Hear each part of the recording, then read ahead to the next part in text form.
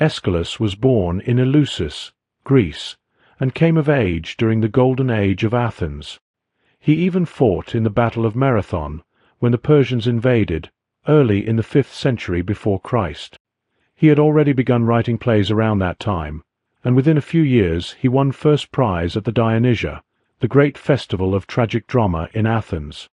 Over the course of his career he wrote more than 90 plays, though only 7 have survived, and he won the first prize at the Dionysia on many occasions. Among his later and most celebrated works was the Oresteia trilogy, a masterpiece that secured his reputation as one of the greatest poets of the ancient world. The story of the Oresteia draws on myths that every Athenian would have known. The Trojan War began when Paris, a prince of Troy, carried off Helen, wife of the Greek king Menelaus. In response, Menelaus' brother Agamemnon led the Greek armies against Troy, and the war endured for 10 long years before ending in Greek victory. The Oresteia begins just as the war is concluded. Aeschylus himself, however, lived centuries later, in an age when Athens stood at the height of its power, leading the Greek world and promoting ideals of reason, order, and civic freedom. His experience in battle and his life in this era shaped his dramas, which consistently favored justice over vengeance and the rule of law over chaos. Tragedies in Greece were often written as trilogies, and so the Oresteia consists of 3 plays: Agamemnon, the Libation Bearers, and the Eumenides. Each tells part of the story of the doomed house of Atreus and the aftermath of Agamemnon's return from Troy. In 2 of my previous videos, we explored the first 2 plays in the trilogy, and in this video we explore the third, so let's begin. Pythia, the priestess of Apollo at his temple in Delphi, begins her morning prayer with reverence. She honors her divine patron and Mother Earth, giving praise to Apollo and to Zeus for bringing civilization to a land once savage. She calls upon Athena, goddess of wisdom, Dionysus, god of wine and revelry, and Poseidon, god of the sea.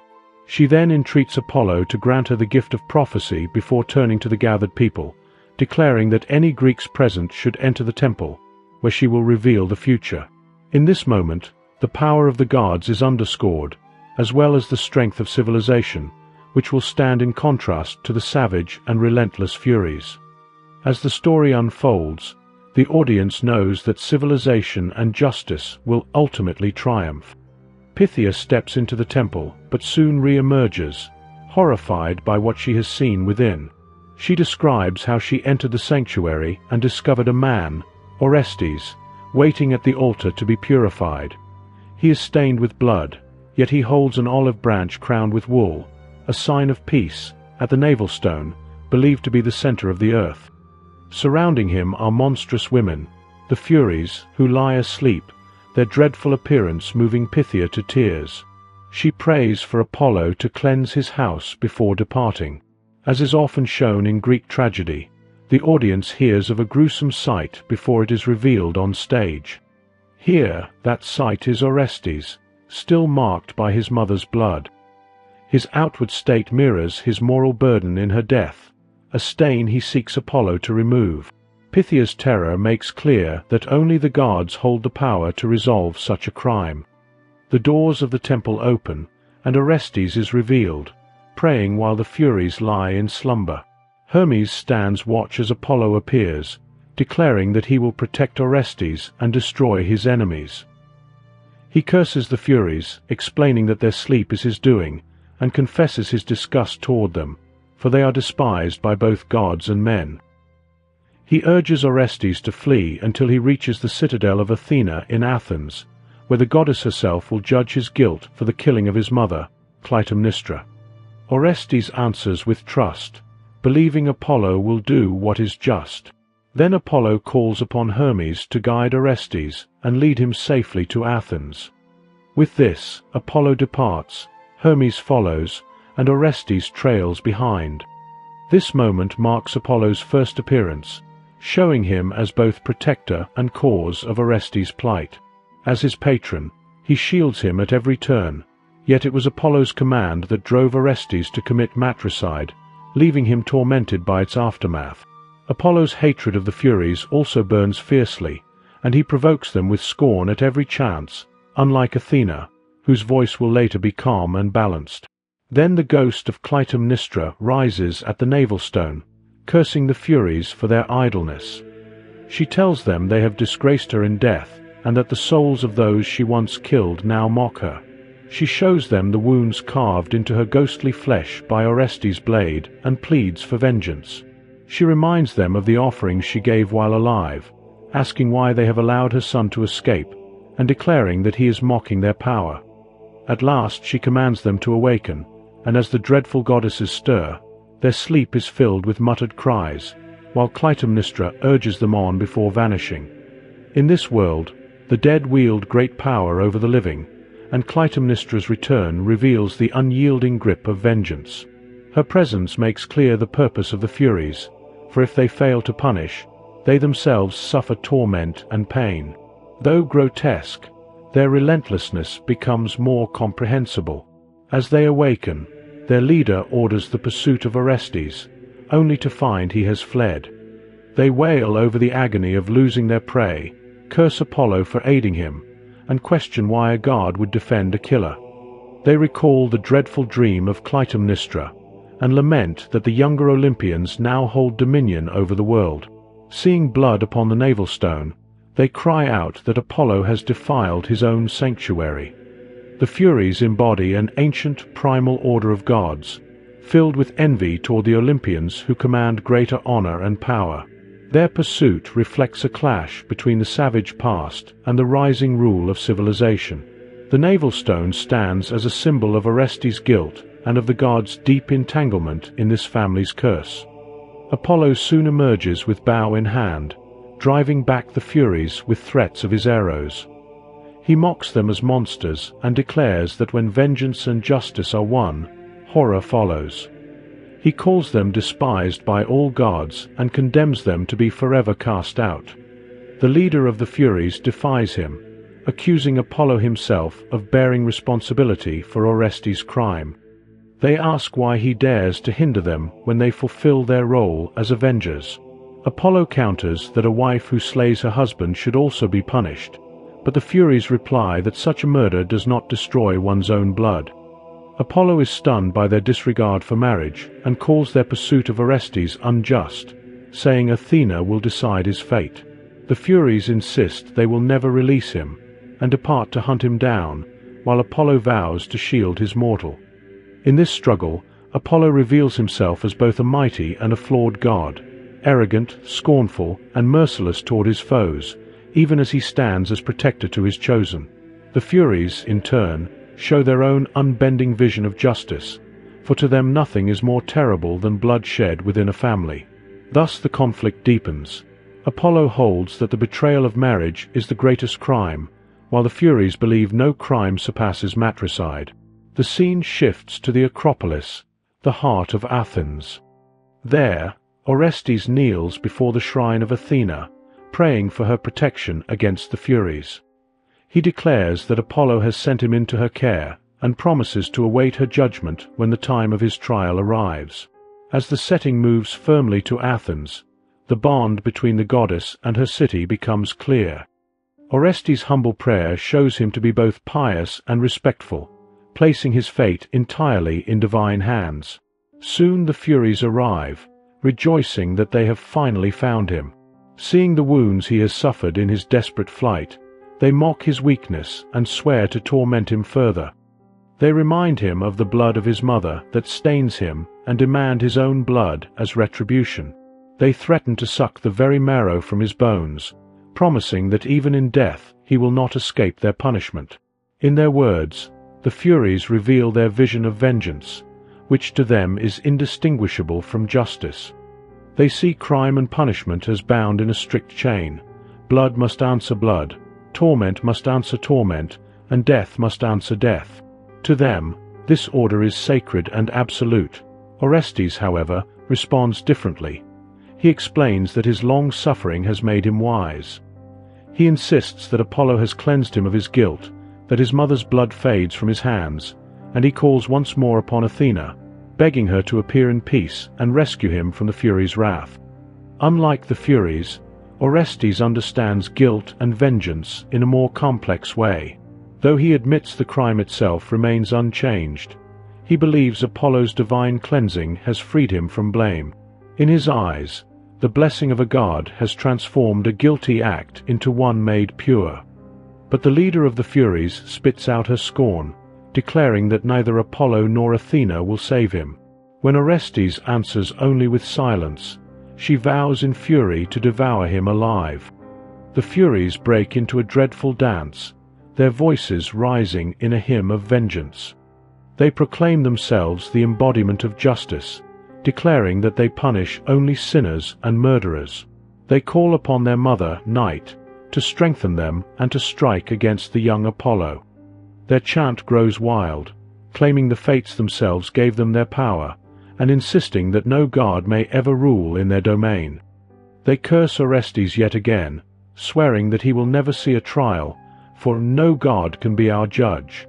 They end by praising themselves, exulting in their own unyielding and unappeasable power. In this moment, the jealousy of the Furies burns clear.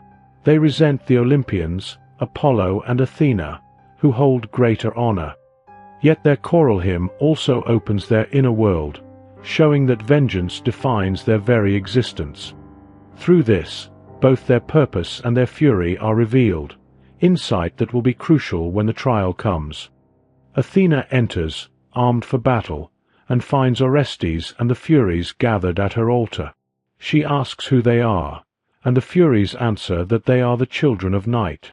They proclaim their strength, calling themselves destroyers of life, and accuse Orestes of murder.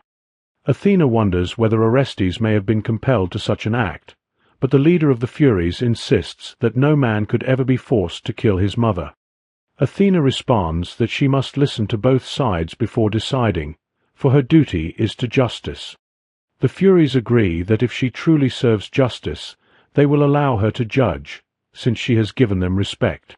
Athena's arrival stands in sharp contrast to the wild fury of their dance, her calm logic opposed to their vengeful chaos. She begins by listening to the Furies, showing them dignity as elder goddesses, something Apollo had refused them. In turn, they consent to place the case in her hands. Athena then turns to Orestes, asking him to speak and to say whether he seeks cleansing. But Orestes declares that he needs no purification, for Apollo has already freed him from sin. He recounts his story, telling how his mother, Clytemnestra, murdered his father, Agamemnon, and how he struck her down in revenge. He admits the deed openly, but insists that Apollo commanded it. Finally, he states that he will accept Athena's judgment, and Athena, fair and deliberate, weighs his words. Orestes does not deny his guilt, yet claims to be innocent because of Apollo's blessing. This reveals the might of the Olympian gods, who can turn even murder into an act that is deemed just. Athena recognizes the complexity of the choice before her. Orestes comes as a suppliant deserving of mercy, yet if she rules against the Furies, they may unleash destruction upon Athens, spreading pestilence and ruin. To safeguard her city, Athena declares that she will call upon the finest men of Athens to serve as judges, and that their verdict will decide Orestes' fate. Her concern lies not only with justice, but with the safety of Athens, the city that bears her name and protection. Preserving its well-being is her highest duty. When Athena departs, the chorus of Furies grows uneasy, fearing that Orestes may be acquitted. They imagine a world where their power is broken and their form of justice lost, giving way to disorder. They plead with humankind to live in restraint, avoiding impiety and bloodshed. Yet their warning soon sharpens, urging men to revere the divine or suffer their vengeance. For those who act recklessly, they promise only grief. Through their words, the worldview of the Furies becomes clearer. For them vengeance and justice are one and the same. Their sense of morality, though harsh and unforgiving, is not without order. They do not seek to punish all people, but only those who have sinned and must pay the price. The scene shifts to a court within Athens. Athena enters, accompanied by 10 citizens chosen to serve as the jury. She commands her herald to summon the people of the city to witness the trial. Orestes appears, and Athena directs him to stand upon the stone of outrage. The Furies arrive as well, and she sets them at the stone of unmercifulness. Between them, she takes her place beside 2 urns into which the jurors will cast their votes to decide guilt or innocence. The trial begins with solemnity and order, every action heavy with meaning. The urns stand as symbols of fair judgment, for each citizen's vote is secret and equal. Apollo then enters, and Athena questions his presence. He declares that he comes as a witness for Orestes, reminding her that he commanded the act and afterward cleansed the mortal of guilt. He calls upon Athena to uphold justice. When Athena proclaims the trial begun, she grants the Furies the first word. Their leader steps forward to question Orestes. They ask if he killed his mother, and he answers that he did. They ask how, and he replies that he cut her throat at Apollo's command. The Furies recoil in outrage that a god would sanction murder, but Orestes declares he feels no regret. He calls on his father, Agamemnon, confident that even in death he will aid him. When accused of slaying his mother, Orestes insists it was to avenge his father. He then asks why the Furies did not punish Clytemnestra for her crime, but they answer that she did not share blood with Agamemnon. When Orestes questions whether he shares blood with his own mother, their anger flares. Orestes and Apollo argue that the crime of Clytemnestra erases his own, for she herself was guilty of murder. Beneath this dispute lies another matter, the value of father and mother. Orestes places his father's life above his mother's, a view that reflects the order of men in his world, yet it is one that fills the Furies, who are female, with fury and contempt. Orestes turns to Apollo, pleading that he explain to the jury why Clytemnestra was slain, insisting that his act was not murder but justice. Apollo agrees, declaring that Orestes carried out the will of Zeus, the almighty Olympian father, whose law is always just. The Furies scorn his words, refusing to believe that Zeus would ever command a son to kill his mother. Angered, Apollo recalls the trap that Clytemnestra set for Agamemnon, and the shameful and dishonorable manner in which she murdered him. Orestes presses further, claiming not only that the wrath of the Furies is unjust, but that his so-called crime was itself justice, a punishment for a criminal and one sanctioned by the gods. Yet his act was still bound with vengeance, which makes the matter dark and tangled. Clytemnestra's own deed was likewise born of vengeance, for she struck Agamemnon to avenge the sacrifice of their daughter Iphigenia during the war at Troy. The Furies challenge Apollo's defense, asking why Zeus would prize the blood of a father more than that of a mother. They remind both Apollo and Athena that Zeus himself seized rule of Olympus by overthrowing his own father, Cronos. The Furies call upon the weight of myth to strengthen their case. In the stories of the old gods, sons rise against fathers to claim power, and Zeus stands as the most famous example. Apollo, enraged by their words, spits insults and warns them that the gods despise them, threatening to bring down the force of Zeus upon their heads. The Furies remain defiant, demanding to know if he means to coerce an acquittal, declaring such a thing would not be just. They repeat their charge, that Orestes bears the stain of his mother's blood and cannot escape defilement. Once more Apollo loses his temper, revealing how even the gods are captive to childish outbursts. He has no answer to the Furies' argument that Zeus himself acted as a patricide, and so he answers with scorn and threats. Yet the Furies cling to their cause with unwavering resolve. They may be terrible in form, but their steadfast defense of their duty cannot be denied. Apollo then challenges their claim that mothers hold equal standing with fathers. He argues that women carry the child but do not provide the true spark of life, which belongs to the man. He declares that a father alone can create a child, pointing to Athena as proof, for she was born without a mother, sprung from the head of Zeus. He flatters Athena, promising that Orestes and his line will bring her honor for generations. Athena then turns to the Furies, asking if they have more to add. They answer that they do not. Apollo calls upon the jury to render justice with honesty. Athena addresses the jurors, declaring that they now preside over the first trial for murder in the land. She proclaims that their city will from this day be a beacon of law and order, untouched by corruption, strengthened by piety, and guarded by loyalty. This moment stands as one of the most vital in the play, for it binds the idea of impartial and civil judgment with the destiny of Athens itself. The citizens cast their votes, while the Furies grow restless and whisper of curses. They warn that they may blight the land if the judgment does not fall in their favor. Apollo rebukes them, threatening that they must fear the power of both himself and Zeus.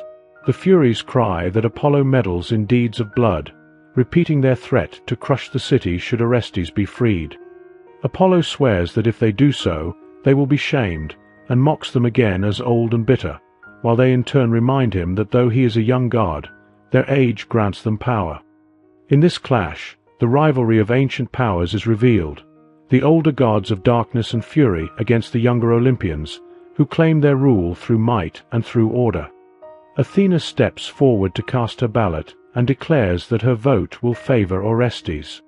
She explains that she will always give greater honor to men than to women, for she herself was born from only a father, and so she cannot value the death of a woman above that of a man. She adds that if the votes should come out evenly divided, Orestes will be declared the victor. As the ballots are cast, Orestes turns to Apollo in prayer, anxious about what will come, while the Furies call upon their mother night. Apollo once more exhorts the people to revere justice. The votes are counted, and the number is even. By Athena's decree, Orestes goes free. In relief and gratitude, Orestes cries out that Athena has restored his house and released him from exile. He vows to honor her in Argos, along with Apollo and Zeus, and declares that this judgment has brought about a bond of friendship between Athens and Argos that will endure beyond his death. With this promise of peace between the two cities, he takes his leave of Athens, departing with Apollo. Yet the trial's outcome is not without deeper meaning. The tied vote shows the gravity of the question and the impartiality of the Athenians who judged it. Despite the threats of the monstrous Furies, the citizens held their ground and rendered their decision with honesty. Orestes' joy is not only his own but also for the house of Atreus, whose long curse of blood has now been broken by Athena's verdict. The Furies, enraged and humiliated, turn their fury against the younger gods for stripping them of the ancient laws of vengeance and rendering them powerless. In their wrath, they vow to lay waste to Athens, to make its land barren, and to mock its claim of greatness. Here the clash between the old gods and the new rises to its height. Athena, however, does not meet their rage with rage. Instead, she reminds them that they were not disgraced, for the vote was even, and the true judgment came from Zeus himself. She pleads with them not to curse Athens, promising instead to grant them a revered place within the city as patron goddesses, honored and worshipped forever. She reasons with them patiently, showing once again that fairness and wisdom will triumph over anger. She insists that their case was heard with justice, and then offers them a transformation, to leave behind their old nature of vengeance and to become protectors of the city, guardians of a higher form of justice. Yet the Furies, deafened by rage, cry out again against the younger gods, lamenting the loss of their ancient power and threatening to poison the earth of Athens. Their cries grow darker, declaring that true justice can only come with the ruin of all mankind. Still Athena persists, urging them to turn their power toward good, to nurture rather than to destroy. She reminds them that she is the chosen child of Zeus, the one with access to his thunderbolts, and warns them of the strength that stands behind her words. She entreats them to take their place as honored patrons of Athens, promising them rich land and endless offerings from the city's people. Although Athena speaks with reason and grace, even mingling persuasion with threat, the Furies remain bound to their ancient way, unable to let go of their belief that vengeance and justice are one. Their rage swells to encompass not only Orestes, but all humankind. Yet through Athena's voice the play continues to glorify Athens, exalting it as a land of justice, honor, and divine favor, a city to be loved and revered. The Furies at last begin to grow calmer, though their hearts remain heavy with humiliation. They cry out to their mother Night, lamenting the loss of their ancient power. Athena addresses them with respect, acknowledging their age and wisdom beyond her own. She speaks of the greatness of Athens, painting a vision of peace and prosperity, and promises that its people will honor them. She assures the Furies that a life of fulfillment and reverence awaits them, if only they accept her offer. Though they have appeared merciless and petty, their plight is not without sympathy. As goddesses of vengeance, their very identity has rested upon punishing the guilty. To be stripped of this purpose leaves them lost, but Athena presents them with a new role, giving them a path out of their despair. Even as they repeat their cries of lament, she insists that they are valuable and gifted, urging them to let her voice soften their fury. She implores them to remain in Athens, or at least to spare the city from the ruin they have threatened. Here Athena reveals her wisdom. Instead of commanding, she pleads, lowering herself before the ancient powers. In doing so, she shows deference and gains their attention. The leader of the Furies asks whether Athena truly intends to share her city with them. Athena answers that no home in Athens will prosper without their blessing, and that they will forever be revered by its people. As her words sink in, the Furies feel their anger begin to ebb. Athena calls on them to take root in the land and binds them to Athens with a blessing for prosperity and peace. The Furies then join in a dance, pledging to guard the city and praising its rich earth. Athena continues, declaring that the Furies' favor will bring abundance to the people, while only the impious will incur their wrath. Athena's willingness to share her power proves both her confidence and her devotion to her city. By offering the Furies a place of honor, she ensures Athens' safety and transforms vengeance into protection. This moment marks the goddesses' change from figures of bloodshed to guardians of fertility and blessing. Their new role is proclaimed in song and dance, as they turn from prayers of destruction to prayers for Athens' prosperity. They vow to enrich the land, to bring harmony to its homes, and to offer their blessings at every hearth. Athena calls on her people to recognize this gift, praising Zeus for granting such a transformation.